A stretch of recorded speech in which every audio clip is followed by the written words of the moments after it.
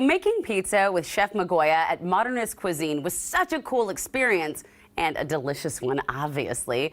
But I also got a chance to find out how the research works for this baby. Wow, how it was done. Check it out.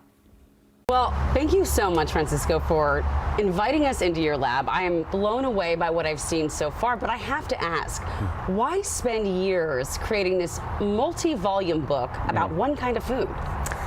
You know, pizza is, it's a food that people feel very passionately about. And almost all across the globe, you'll see that there's pizza, and we actually found out that there's pizza in every country except 2 in the entire planet. And where there is pizza, people feel very strongly about it. And it's a food that is deceptively simple. Our previous book was a book about bread. We published that one in 2017. It was a 5-volume book on bread. And it's another food that is, you know, you have 4 ingredients: flour, water, salt, yeast.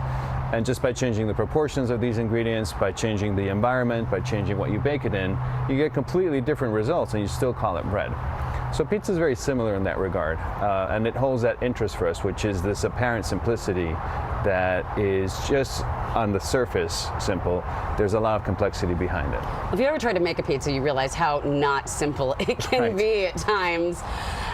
So from what I understand, you baked 12,000 pizzas in this lab. Yes. Was there ever a point you thought, no more pizza? As we reached the end of our writing and research, and we did a lot of traveling for it as well. We went to different countries to taste pizzas wherever there was an important pizza, either a style or an important pizzeria that was making like something that was relevant.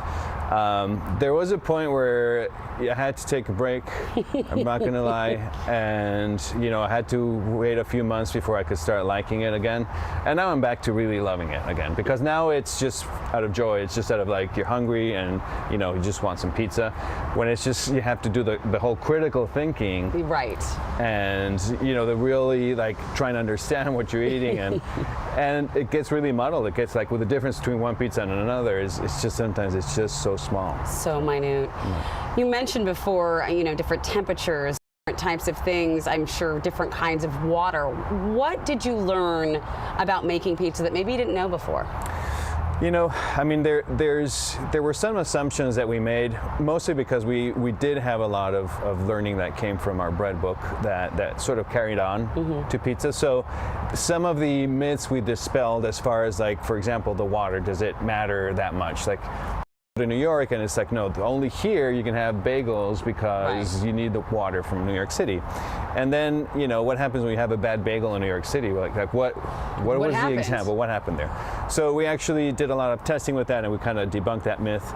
And with pizza, I think that the most important aspect is that, you know, we don't focus on one particular style, right? It is something that you can't, it's very hard to describe pizza. If you ask me, what is pizza? I can tell you what it's not.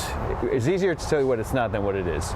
And so that was a big learning curve. It's like trying to really understand what is pizza, what is not pizza, and finally establishing like, okay, so these are the styles we're going to focus on. These are for real. And just write recipes about them and see how we can make them work in many different environments. Well, Little Bird told me that you think Portland is the best city for pizza, which surprises me.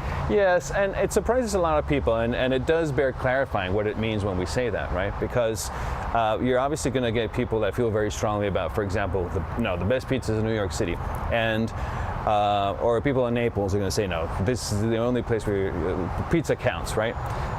So what we mean when we say that Portland is probably the best pizza city in the country, or possibly the world, is because you have a city that has 650,000 inhabitants, and you have a number of really good pizzerias.